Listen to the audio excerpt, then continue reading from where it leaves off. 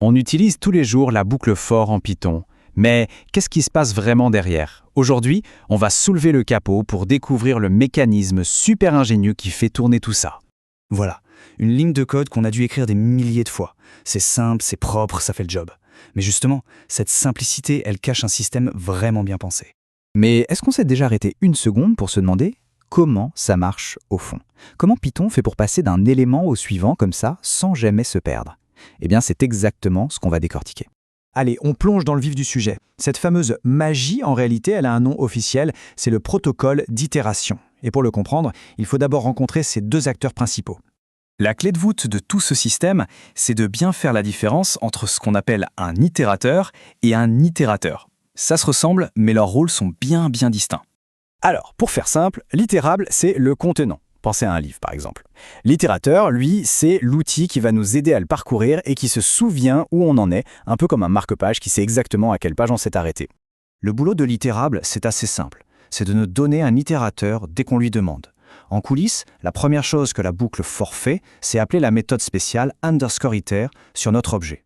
Et une fois qu'on a cet itérateur, c'est lui qui fait tout le travail. À chaque tour de boucle, on appelle sa méthode __ next, et c'est elle qui nous donne l'élément suivant dans la file. Oui, mais que se passe-t-il quand il n'y a plus d'éléments à donner? Eh bien, l'itérateur le signale en levant une exception très particulière, stop iteration. C'est son moyen de dire « c'est bon, j'ai fini ». Ok, maintenant qu'on a toutes les pièces, on peut assembler le puzzle. La boucle for qu'on connaît et qu'on aime tant, en fait, c'est juste ce qu'on appelle du sucre syntaxique. Une jolie façon d'emballer tout ce processus. Voilà donc la chorégraphie complète. Quand on lance une boucle for, Python en secret, 1. Il demande un itérateur à l'objet. 2. Il appelle next dessus, en boucle, pour avoir chaque élément. Et enfin 3. Il est à l'affût de l'exception stop itération. Dès qu'il l'attrape, il sait que c'est fini et il arrête tout proprement. Et c'est là que ça devient vraiment intéressant. Parce que maintenant qu'on connaît les règles du jeu, rien ne nous empêche de créer nos propres objets qui fonctionnent parfaitement avec les boucles for. Allez, pour l'exemple, créons une petite classe countdown. On commence, classiquement, avec la méthode init pour définir notre point de départ, le nombre à partir duquel on va décompter. Deuxième étape, il faut implémenter initError. Ici, c'est un cas un peu particulier. Comme notre objet va gérer lui-même son état, il se retourne simplement lui-même. Il est à la fois l'itérable et l'itérateur. On arrive au cœur du réacteur, la méthode _next_. La première chose à faire, c'est de définir la condition de fin.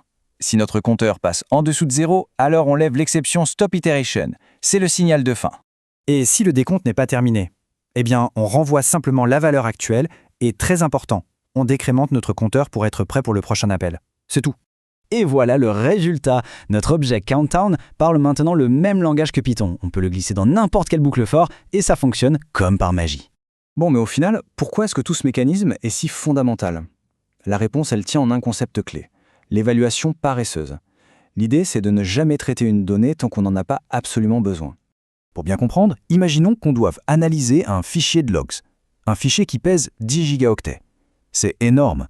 C'est bien plus que ce que la plupart de nos machines peuvent stocker en mémoire vive. Si on essayait de lire ce fichier d'un seul coup pour le mettre en mémoire, le résultat serait immédiat et sans appel, une belle memory error et le programme qui plante. Et c'est là que toute la beauté du protocole d'itération apparaît. En Python, un fichier qu'on ouvre est nativement un itérateur. Donc, quand on fait une boucle for dessus, Python est malin, il ne lit qu'une seule ligne à la fois. Et cette approche paresseuse, morceau par morceau, c'est ce qui rend Python incroyablement puissant pour analyser des quantités de données gigantesques, ou même des flux de données infinis, comme des données qui arriveraient de capteurs en temps réel.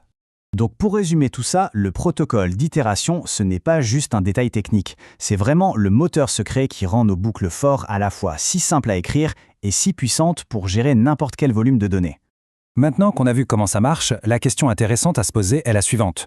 Où est-ce que cette idée d'évaluation paresseuse pourrait nous aider à rendre notre propre code plus solide et plus performant?